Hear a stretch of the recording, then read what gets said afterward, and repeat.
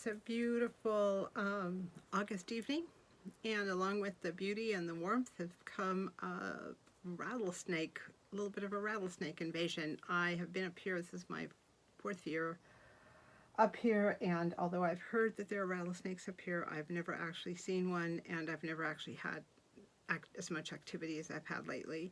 And my neighbors have had some activity too. So I wanted to talk to you about that and what I've learned about rattlesnakes and what to do with them. And if you have anything to add to this, I'd love to hear it, because it looks like the rattlesnakes might be here to stay. I'd also like to introduce you to my friend here. I'd like to call him Smokey, but he looks a little more like a dopey, and I mean in the 420 sense. On one of my trees, I have a huge stuffed tiger, and the tiger kind of guards the property, and my grandchildren think it's hilarious, love it. The rest of my family just see it as more compelling evidence as to my growing eccentricity. What are you gonna do? I can only be who I am. Anyway, another friend of mine thought that the tiger in the tree was hilarious and loved my grandchildren's reaction to it. So he brought me a bear. So we're gonna find another tree to hang this guy in, and we'll see what happens with that. So I was away at work about 2 weeks ago, and I came back, and the handyman has been working on my house forever, and probably for the rest of our natural lives. Came running in with this piece of rattlesnake. I guess he'd found it down, he'd been clearing out the area down below, and he had found the whole rattlesnake and had saved the tail for me. Thank you so much. I think it was eight rattles, which means it was 8 years old. The rattles now and that part of the tail are on a paper plate in my living room on one of the side tables. I'm not quite sure what to do with it. Whenever there's a conversation about rattlesnakes, I just pull it out, show it to everyone. Did I mention I am eccentric? Enough said. Anyway, what he did with the rest of the rattlesnake is he took a shovel, I think he had a shovel or a hoe, and cut the head off, separated the head and the body, and buried them separately. In this case, he also took off the tail because he wanted to show it to me. Now, this is what you have to do, evidently, with a rattlesnake that you've killed. You have to bury the head and the body separately, different parts of the property. I guess they can reconnect, just like something out of a horror movie, but evidently it's true. And he said that the snake, the head part, was still trying to bite, even with no body, and the body was still moving with no head. So he took the head and buried it very, very deeply by the pump house down at the bottom of the hill. And the reason he put it there was because you don't want to bury the head of a rattlesnake anywhere near where someone's going to be digging something up by hand, an animal or a person, because the pouches of venom stay there for years and years and years, and if you accidentally get punctured by the teeth or something, you can still get poisoned. Isn't that crazy? So there's a gnat here.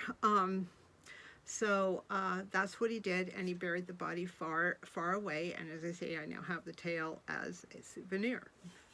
Now, the coloring evidently is not typical for a rattle, but we have some king snakes in the back.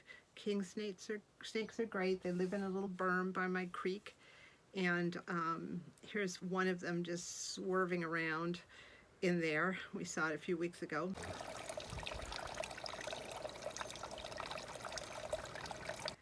And when I saw that, we decided we would leave that berm there just as a home for them. So we're thinking there might have been some sort of Romeo and Juliet romance here, and a king snake and rattlesnake got together and had king rattlers or something. They're actually enemies, and you want king snakes on your property because they will eat mice and they will eat rattlesnakes, but evidently there was some sort of romance. So the second rattler, I'd gone down to see my neighbors for a little while down the street, and the handyman was here working on the pump.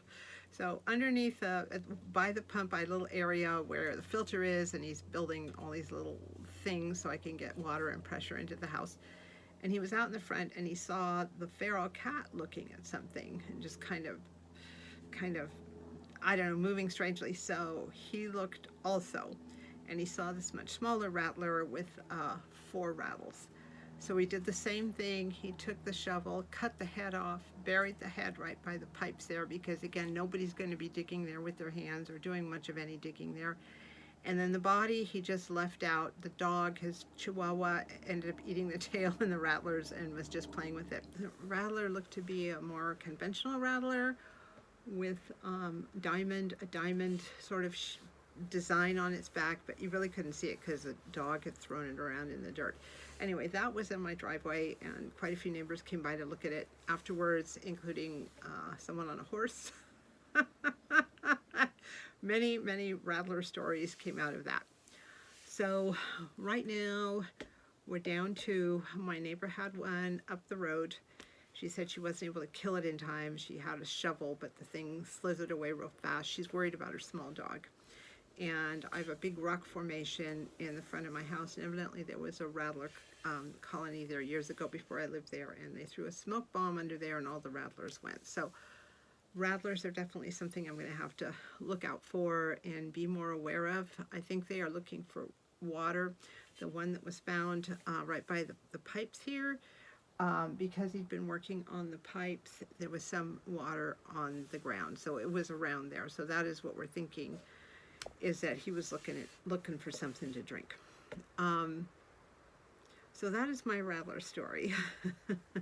If you know anything about rattlers, you have anything else to add about rattlers and how to handle them, how to get rid of them, how to kill them, please let me know. Looks like it's going to be part of my life for a while, and it may indeed be the part of a lot of other people's lives.